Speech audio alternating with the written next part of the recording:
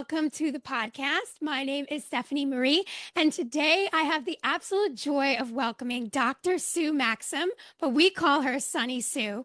She is a higher education leader for the past 36 years and currently works as the Assistant Provost for Wellness at Pace University.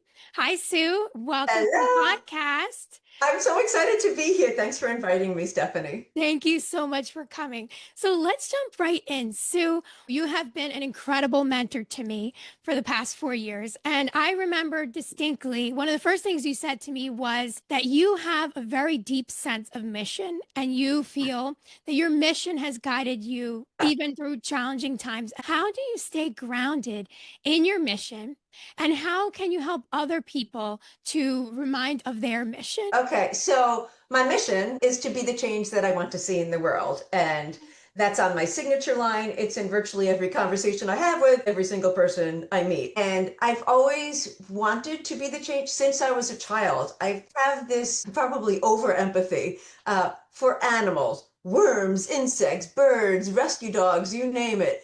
For people, especially with regard to bullying and the environment. I remember I love nature and the environment so much that in fourth grade, my speech, it was required for everyone to do a speech in fourth grade, was on the perils of using aerosol cans. And I can't say that it was a big success in my classroom because nobody really understood what that was, but I was just so passionate about it, I had to talk about it. So since then, I've always been an advocate and activist for being the change. And it even spurred me to go to Latin America for several years during my studies to work with political prisoners, refugees, revolutionaries, people living in dire poverty, because I really wanted to be the change. So I am a passionate advocate and activist for environmental, social justice, and animal welfare issues. I write letters, I call legislators, I join protests, I sign petitions, I support those in need.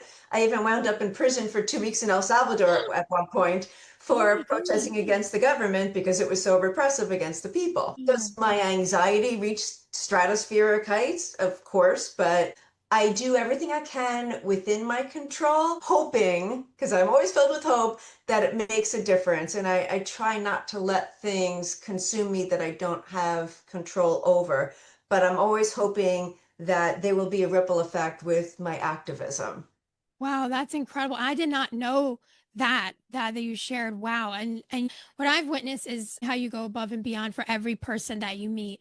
So if Oh, someone is starting out, I know a lot of recent grads, college students and high school students are listening. How can someone start to be the change, so to speak? If someone wanted to and find their mission and purpose, how can someone really begin, do you think? I love that question actually, because a lot of people either don't know what their mission is or they're sort of in the middle thinking what it might be, but there's so much that a person can do. I don't want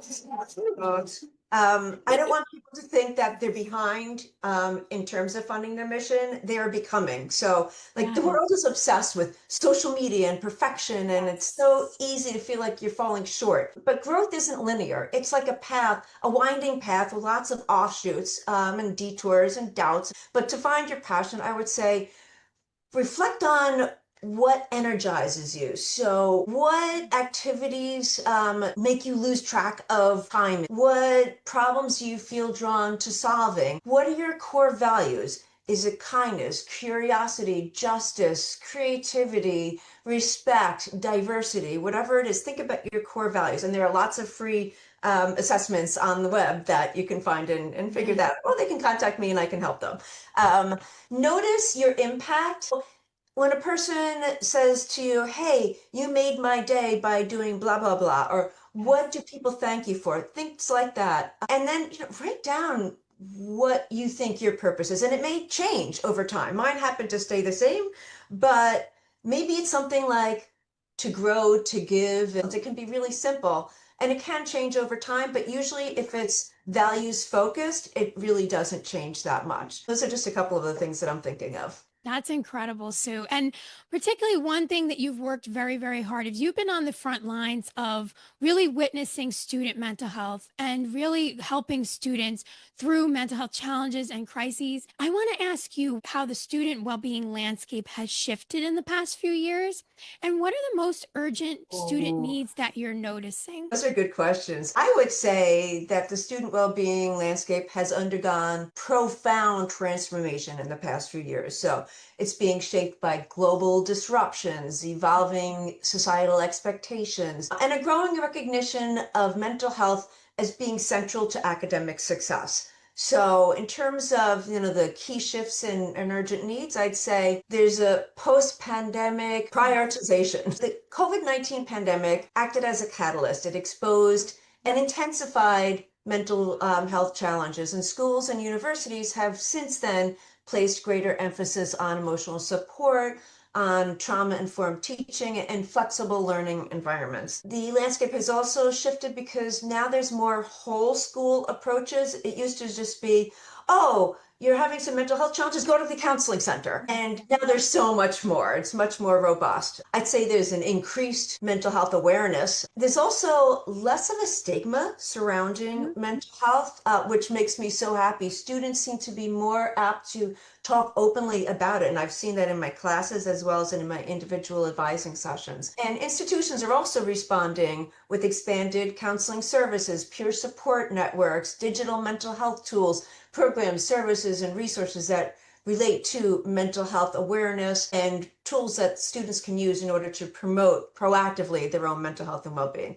And then there's also what I call social and emotional learning. So initiatives like, and you know this very well, the renowned Radical Health Program, which Yeah. teaches students to build resilience and empathy and self-regulation skills while connecting and engaging with their peers before they reach that crisis point. And those types of programs are incredibly impactful. So those are some of the things that have changed the landscape. And in terms of the needs, mental health, of course, food pantries. I know a lot of people don't think of, health and wellness and then relate that to food pantries, but up to, and it depends on the institution, 30% of students nationwide are food insecure, especially Yes. those from marginalized groups. So that's a problem that needs to be addressed. We are in an epidemic of loneliness, and there's this intense need for connections and engagement. And that's what institutions really need to focus on. Students very often are all about social media and they're constantly on their phones. That's not social engagement. And very often that leads to students feeling less than.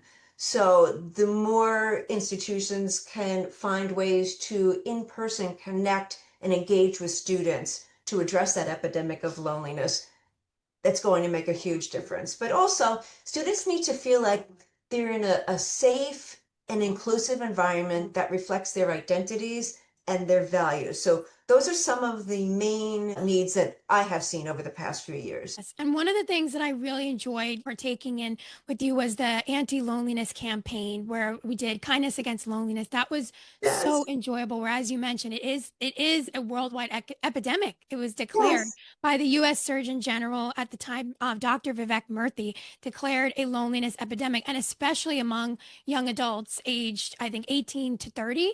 Yes. Where it's especially prominent that we're seeing, like you said, where it's related directly to more media usage, greater reliance on technology. So that's really important. And another thing I really love that you did, Sue, was the committees, because it's a free and easy way to get people together, get people talking and passionate about wellness and kindness initiatives and support systems. I really love that you did that. And I can tell how much of a difference it really made, where people came together and felt so passionate about that. They really, really did. Thank you. Yeah, it brought me great joy to bring students, faculty, and staff together on a common mission to create a culture of kindness, a culture of care, and a culture of wellness. And that's what people are craving, whether they know it or not. And that's why I think it had such an impact on people. Yeah, it was just, it was incredible. And I do want to ask you, well, in addition to, as you mentioned, the social emotional programs, the peer support, the committees and the anti-loneliness campaigns. These are all great ways that people can get started. But what advice do you have to other college leaders that may be listening who want to prioritize wellness, but as you said, can be a large scope of need Yes. that we're seeing? Yes. So where can leaders begin to address these concerns? So it's really easy to have the leaders of institutions feel overwhelmed, like, oh my gosh, it is an epidemic of loneliness, and students are leaving in droves because of mental health issues. That is the Yes. number one or number two, depending on the research that you look at, reason students leave college. But there are things that they can do that aren't going to cost much money, if any at all. So they need to start small, but think big, if you will. So first, define what wellness means for the campus. So, for instance, at Pace University, we use the 8 dimensions of wellness, which I live for. So, emotional, social, financial, occupational, spiritual, intellectual, physical, and environmental. We use that as our framework, and that guides our strategies. Secondly, I would say listen. Listening is so key. So, very often, people in their offices think, well, we know what the students need. Well, we don't know, and we don't know what the faculty and staff need unless we listen. So survey or have focus groups with students, faculty, and staff to understand their pressing needs. You'll be surprised, or they will be surprised. Sometimes what they think is needed, you already have, but people don't know about it, or they don't have access to it. So maybe just publicizing what is being offered, because people don't know what they don't know, but definitely listening is really key. Another thing I would say is to build a cross-functional wellness team, and that should include students, faculty, staff, and health professionals. And that ensures that there are diverse perspectives and shared ownership of the wellness initiatives. Far too often, higher ed institutions and institutions in general will hire like a chief wellness officer, and that person is responsible for everyone's health and well-being in that institution. Well, that's not how it should be. It needs to be shared ownership. Yes. Another thing I would say is focus on high impact but low hanging fruit. Mm. So normalize tough mental health conversations, host open forums, embed mental health into orientation, train faculty, staff, and advisors to recognize the signs of distress and know what to do about it. Leverage what you already have. So, for instance, at Pace University, we have Zen dens. They're very small rooms, but they're rooms where people can just chill out, meditate, do some yoga, or just be alone, maybe read or color or something like that. Yes. Um, let's see what else. I would say pilot, but don't perfect, meaning try small scale programs, see what works, and iterate as you get feedback. Yes. And then shifting the culture, not just the services, meaning model wellness at the top. They should also attend events, share personal stories, prioritize work-life balance. That sets a powerful tone when everyone models how wellness should be. One thing I want to mention was the infinitely successful mental health first aid program that I did and enjoyed so much. Where when you said especially teachers and advisors, I feel that they're especially on the front lines. I even saw them called first responders because they're the ones really seeing the students when they come to class and they look distressed or they don't seem right or they're just not keeping up with their work. And so that can stem from those mental health issues that they may be facing. And so having the mental health first aid program that you and I both did and that you've encouraged so much at Pace and beyond has been amazing because more and more people are equipped to notice the signs and signals and also get people the proper help that they need. So I love that Oh, program that's one of especially. my favorite programs, and I highly recommend it. And it's free. It's what, like Yeah. 6 hours altogether, maybe 8 hours altogether.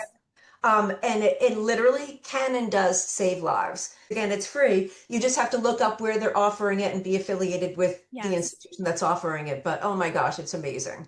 That's incredible. Everything that you said is just amazing. One thing I wanted to mention as well was your committees that you hold. They're not just faculty and staff, they're students as well. It breaks that silos where you're really bridging the gap together. And it's not just, okay, faculty and staff and students, it's coming Right, together. And I just right. loved that so much because you guys are hearing the students and what their needs are and what they want to see in events and programs and initiatives. It's just amazing to witness that. It really has. Yes. And you've been the leader of all of this and been showing us the way and guiding us along. You spend so much time going above and beyond listening to students and hearing their concerns and you. actually implementing what they want to see. I know you mentioned about finding your values, finding that compass and your sense of personal mission, but anything else that you could share with people listening who feel discouraged or disconnected? I would say stay curious, think about what's important to you. Um, Always have hope. I am very big on hope, Yes. uh, as you are as well, which I absolutely love. Think about your sense of purpose. Think about everything that matters to you. We're lifelong learners, and I feel like everybody in this world has beautiful gifts to offer the world, and they need to have that kind of mindset. And once you have that mindset, there's nothing that you can't do. It has been so inspiring to watch you to live all these things and for the past 4 years that you've been my mentor and guiding me through. Thank you so much, Sue. I will finish with a final question. You mentioned a lot about hope, and the name of this podcast starts with hope. So what role has hope played in your journey? Oh, okay. I would say it's played a huge role because I've had so many, I'll call them challenges throughout my life. And at every turn, I always had hope that things would get better.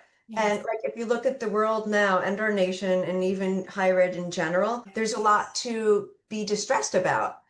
But I can't personally be an ostrich with my head deeply embedded in the sand. I need to feel like I can do something, and I guess that's my message to others. And hope is a mental health booster. It helps to reduce Wow. our anxiety and depression by giving us a sense of possibility and control. And it's been shown in research that it can help improve coping skills and emotional regulation.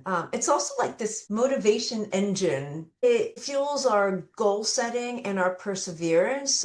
When we believe there's a better outcome that's possible, we're more likely to take action, even in the face of setbacks. There's physical health benefits of having hope too. Studies have shown that hopeful people recover faster from illness. We live longer, we feel more positive, and it actually activates a part of the brain that relates to our health and well-being. It's also I would say a resilience builder when we have hope, like Yes. in times of trauma or loss. Hope doesn't erase the pain by any stretch, but it kind of walks beside it. And it gives people Wow. strength to endure and then rebuild. And then lastly, I'd say it gives us a sense of purpose. So when we imagine a future that's worth striving for, that helps us with our personal missions, our dreams, our goals, and so on. So I would just say hope is courageous. That's my big take. Yes.